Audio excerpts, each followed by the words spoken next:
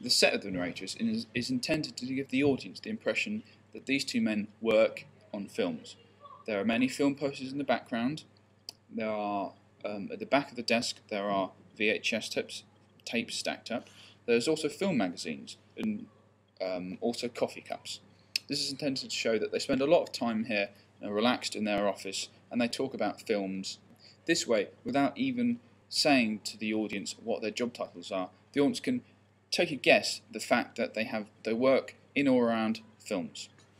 As the two narrators continue to talk, the audience then gets the idea that these men are talking about adapting the short story of Little Red Riding Hood into a feature-length film. As we move on to the scene at Grandma's house, when the wolf is already there waiting for Little Red Riding Hood in the place of Grandma. I wanted this scene to have many connotations towards dark and evil things. This is where Little Red Riding Hood is at her most vulnerable side, as she's unaware of the fact that her grandma is really the wolf who she met in the forest earlier. In film depictions of hell, red is often used as the backdrop colour. Some films even saturate the whole shot with the colour red. To recreate this in the scene, to give the audience the colour red has many connotations towards evil.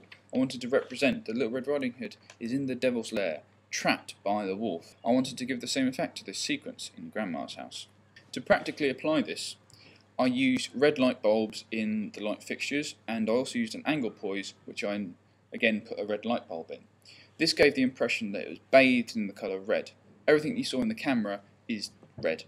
This gave it a very eerie, suspenseful feel, while not inhibiting the actors to portray their roles. Particular close-up shots, I used the angle poise light shone over the camera, pointing at the subject which was being filmed at the time. This gave the impression of focus and lets the audience know what is important in this shot.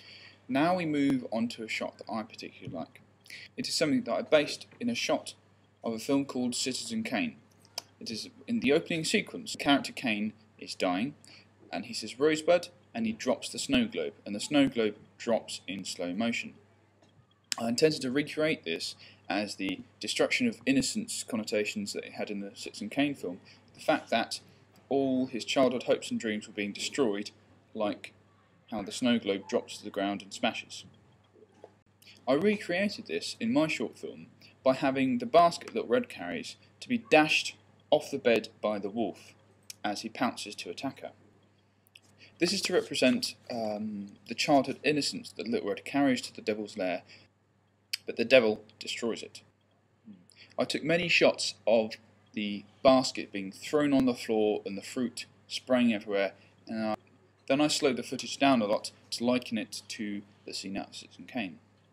Both these sequences in my short film Little Red and Citizen Kane have the same sad negative connotations, that childhood innocence is lost.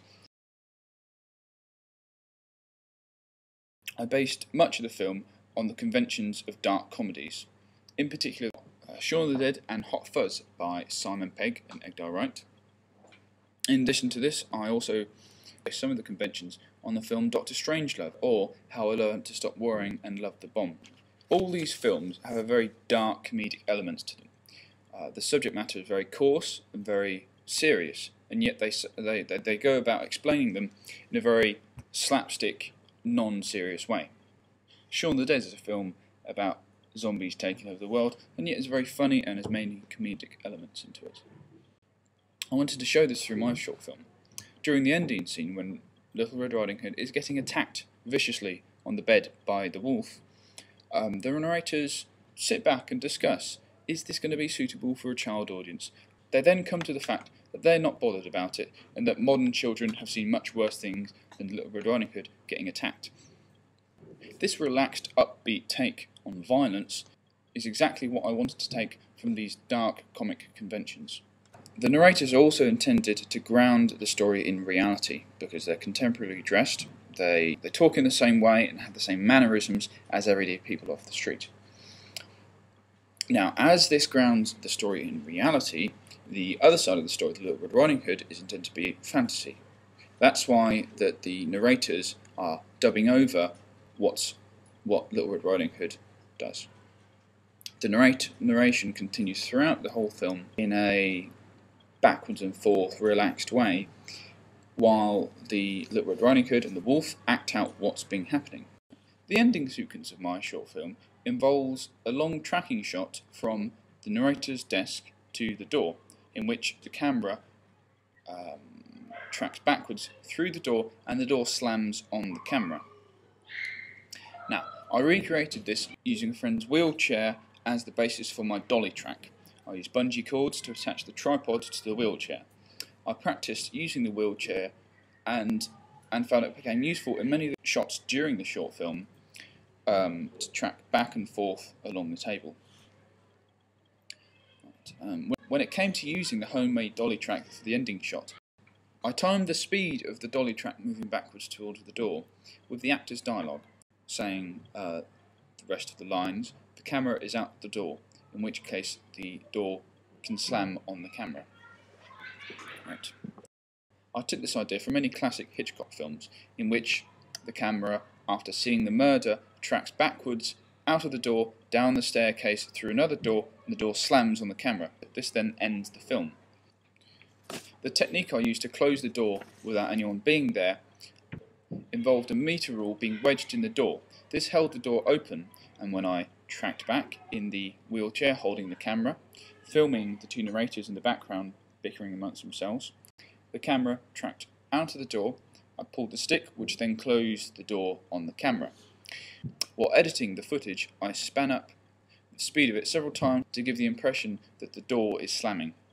The sound of the door slamming, however, was not spun forward, otherwise it would have sounded ridiculous. Therefore, I cut the footage, separated it from the sound, used the same sound, and matched it up. When the door closes, you get a loud slam noise, which is in the original footage.